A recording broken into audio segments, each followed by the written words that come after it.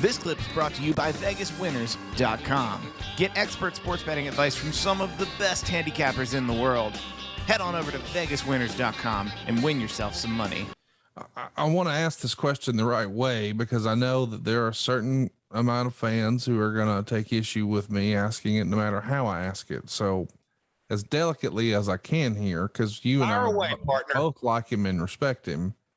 Does Vince Russo come up in this meeting? Did Hogan have a burr under his saddle about working with Hogan? And if so, does it even come up in this initial 4, 5, 6 hour, multi-hour meeting at his home in Tampa? Man, we could love to get juicy and say Hogan had a sidebar with me and then a sidebar with that.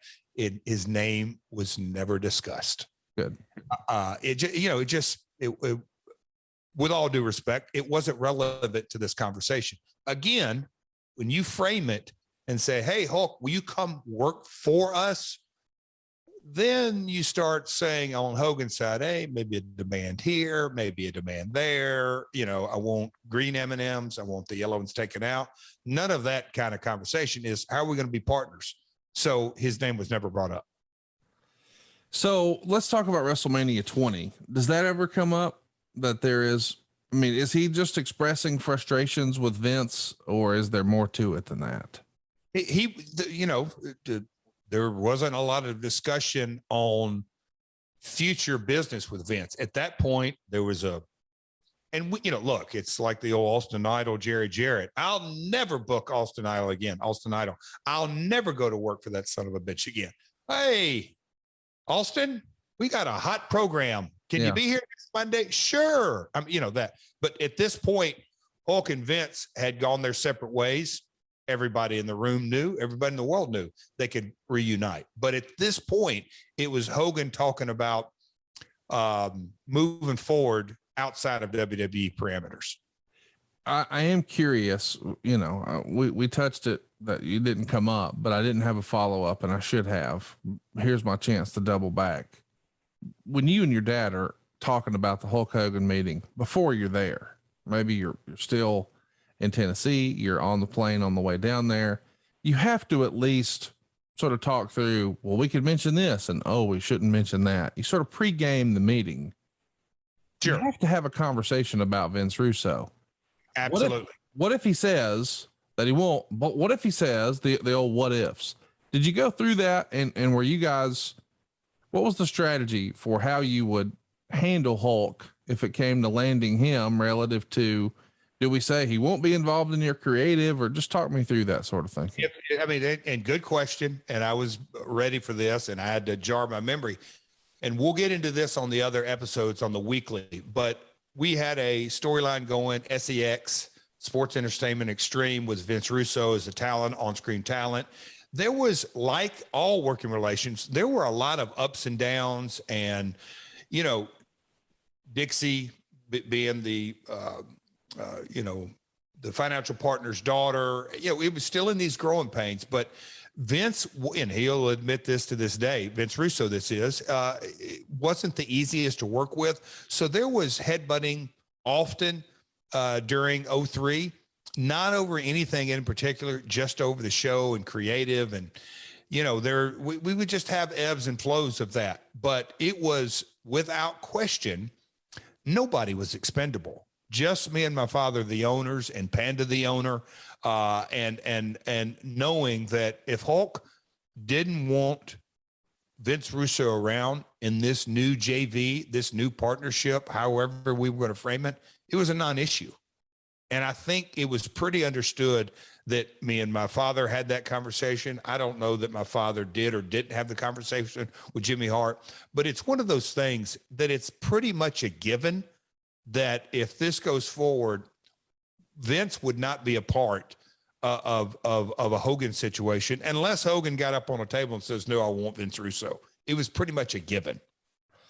So Meltzer will continue the write-up. For TNA, the plan right now is for Hogan to appear on the 1022 show doing a telephone interview from home, leading to a live appearance on 1029 in Nashville. At first, they wanted Hogan to do the live interview on 1015, but the last plan was for Jimmy Hart to make the first appearance.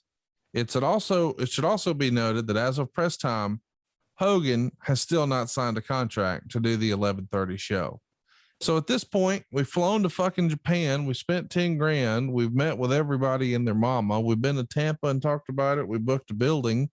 We started to promote a big pay-per-view. We've got everybody excited and on board.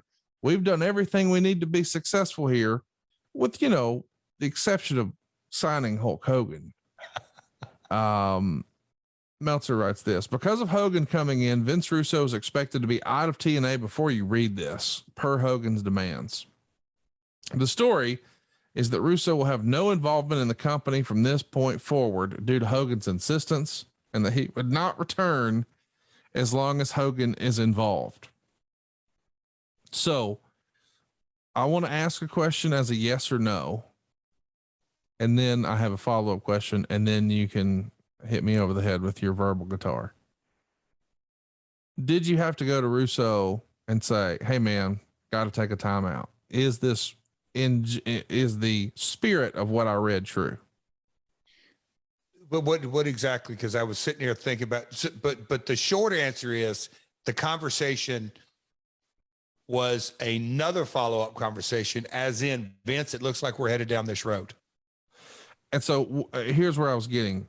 If it is true that you had to have that conversation, are you also saying, but Vince, we understand you've done a great job for us and we don't know how long this is going to last.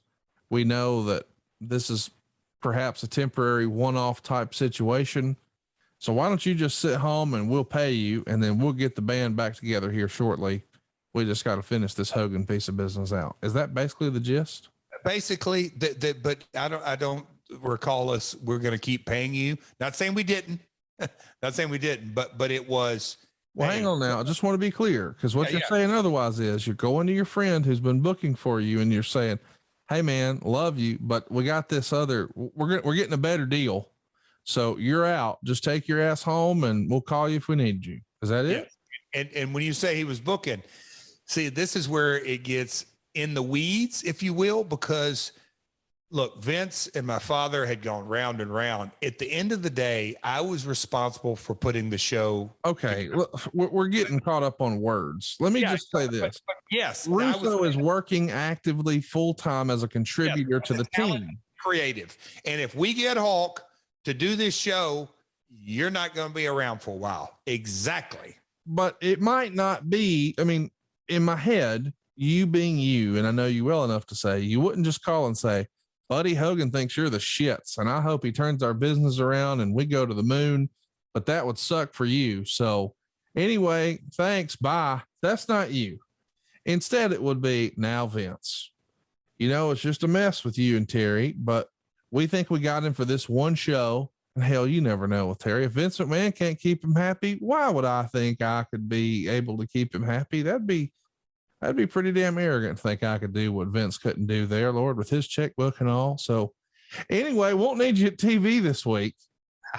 That feels like more the Jeff Jarrett approach of just this week, because this doesn't feel like you don't even have Hogan on paper yet. I don't even have him signed. That's what I'm saying. The assumption that I have him signed, that I was very, now you got to also remember, Vince is talking to Dixie as well, and Dixie's walking that line, because Hogan didn't throw the gauntlet down because he hadn't put pen to paper. You just don't do that. So we're all sort of walking on this, I don't even want to call it a tightrope, but we're all maneuvering our way through it. And hey, Vince, and Vince has heard this conversation, not just me and Vince had this conversation, but I had it with multiple people. When you're indoctrinated into this business, that you shoot an angle on Saturday morning and you hope it does good business on Monday, but if it's the shits, you go back to the drawing board the following Saturday morning with a whole new set of cast of characters. So your sort of hypothetical conversation that you just went down the road, I don't say it's exactly, but very, very close. Hey, Vince, this is the direction we're going right now, because we've got to grow this business. And if this is our partnership for this week, let's see where it takes us. But hey, man, we appreciate everything you're doing for us, and we're going to continue working in the future. We just don't know what that future looks like right now, for sure. And let me go back on something you said ago. Hang on real quick. $10,000. It didn't cost $10,000 because I cashed in house. At this point, it literally had cost us nothing but lots of conversation with Panda, with the pay-per-view companies, with Hulk and Jimmy, me and my father, creatively, everything that goes. I mean, the Hulk phone call that was supposed to happen. I remember I beat that, and the researchers, the episode that followed up New Japan, where I beat up Jimmy Hart and Mike Tenay, did a hell of a performance that night. There's a lot of weaving, and we'll get to that on our weekly episodic pods down the road. But sorry I cut you off, but that is sort of the meat on the bone of that conversation. Let me circle back to the Russo thing, because I treat people how they treat me. Russo's always been cool to me, so I'm going to be cool to him. But when I hear all this laid out, I can't help but think, man, if I was Vince Russo, I could see how a fella might have hurt feelings about all the way this has happened. Terrible analogy, but let's pretend that this was a dating circumstance. Sure. You had to go tell your girlfriend of a few years now. Maybe y'all aren't engaged or nothing, but y'all been going pretty steady for a few years now. And you're going to tell her, now, honey, listen, Lord knows I love spending time with you, and I hope we can in the future. But I've got an opportunity to date the hottest girl in town next week, and I just can't let that go. And since she's the prettiest girl at the dance, I mean, you're fine too. But since she's the prettiest girl at the dance and everybody knows it, I got to at least just see where it goes. But hey, if it doesn't work out, I'll get right back with you. That's sort of what you're saying to Vince in a business capacity. But it's more than that, because I'm sure from his perspective and yours at the time, you guys were buddies. Sure. And so you said it's kind of, no.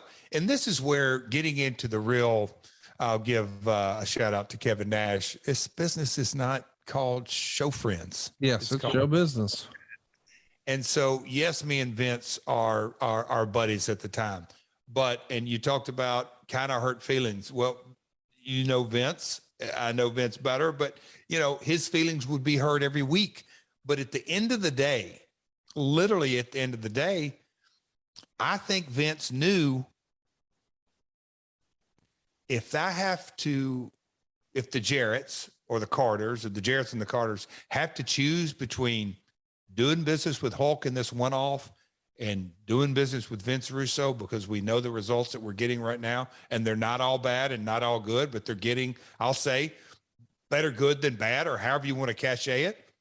I think I can understand that I'm going to go on the sidelines for a while. I'm not arguing that he doesn't understand it. I would even say that if Vince was in your position and in the role, the shoe was on the other foot, so to speak, he would have picked the same thing. I am just saying in the scenario I gave a minute ago, this quote unquote prettiest girl in town, she said, yeah, I'll go out with you, Jeff, but she hasn't given you a day or time.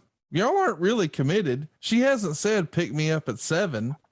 But the idea that she says, yes, I'll date you in the future, and you pick up and say, hey, sugar, got bad news. I'm going on a date with the prettiest girl in town. Well, that's good news for me, but not for you. But if it don't work out, trains can't. I'm just saying. So here's the blow off. You guys go on TV and you got to blow off this feud and the storyline that you've had. So it comes down to you and him, which I guess you sort of think this could be what we circle back to if the whole Hogan thing doesn't work out, right? Yes. Absolutely. Just, yeah, exactly. Putting a pin in it, but leaving it open-ended for sure. So, all right, let's run a timeout right now and give you a heads up. Attention sports bettors. Has anyone ever given you $1,000 before?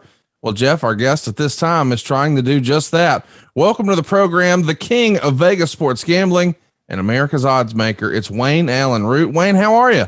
Hey, Conrad. Hey, Jeff. I'm not trying to give you $1,000 free. I'm giving you $1,000 free at vegaswinners.com. That's my website. And I know so many people in the wrestling world love to bet on football. It's an American pastime. It's now legal in most states, a majority of American states. And guys love to bet on football. But I know people get skeptical and cynical. So even though I'm the best in the world, the media calls me the king of Vegas sports gambling, even though I've assembled the best team ever, 21 great sports handicappers at vegaswinners.com, and you have 21 heroes to choose from who all are very good at what they do, I still wanted to give away $1,000 in free winners at vegaswinners.com to make everybody come register and do their thing. Yeah, it seems like you've got it all over at vegaswinners.com. You've got free picks, you've got the best bets, and you're doing it every single day, not just yourself, but 21 champion sports betting experts. Dude, this feels like a deal that's too good to be true. It's fully automated. It's completely private. You'll never even speak to anyone. So go check it out. Get $1,000. Are you listening to that? It's vegaswinners.com. Just log on to vegaswinners.com. That's vegaswinners.com. Let's talk about what else Meltzer wrote. The impression given to me is that Russo may not be around then, but Hogan, who's 50, made it clear he won't work an angle with him because his lawsuit against Turner for breach of contract, which involves Russo, has not been settled. I'm sure there will be attempts between now and then to make him change his mind. Now, we've talked about how you and your dad were talking about, hey, how would we handle Russo with Hogan? Were you talking to Russo about, hey, here's where we are with Hulk and here's what we got in mind? I told Vince, to the best of my recollection, because it was so many, I'm we'll say an owner. I'm a investor relations. I'm a creative guy. I'm talent. And I'm also by this point had my third daughter at home. So, family, so many different things, but I told Vince, we will address it when it needs to be addressed. Other than that, let's keep on keeping on, period. I don't have anything concrete to tell you. Zero. So you frame that like he was asking. Again, I don't want to put words in his mouth. I cannot imagine that either he didn't ask or I didn't say, before you ask, Vince, let's have this conversation. I don't know exactly where this is going, but it's pretty obvious that if we're going to do an angle and a story and a business partnership with Hulk, if he's got an issue, and we'll cross that bridge later, you kind of got to know where Bob Carter and Janice Carter and Dixie Carter, where we're headed. We're going to do what's best for the business. It goes back to the old Vince McMahon analogy. And I think a lot of guys, I don't know so much now, but I can remember people like scratching their head and I'm like, how can you not understand that? Vince would always say, what's good for the WWE is good for us, period. No matter what talent it was, the brand first. And that's how he's built that brand. That's, it worked out. The profitability of the organization to this day just blows my mind. But anyway, that's another pod. So, hey, it's Conrad Thompson. Thanks for checking out the podcast here on YouTube. Be sure to hit the subscribe button and the notifications bell so you get a notice anytime we upload some new content. And go save yourself some money right now. If you're in a 30-year loan or you have credit card debt, it's not a matter of if I can save you money. It's a matter of how much. Find out right now for free at savewithconrad.com.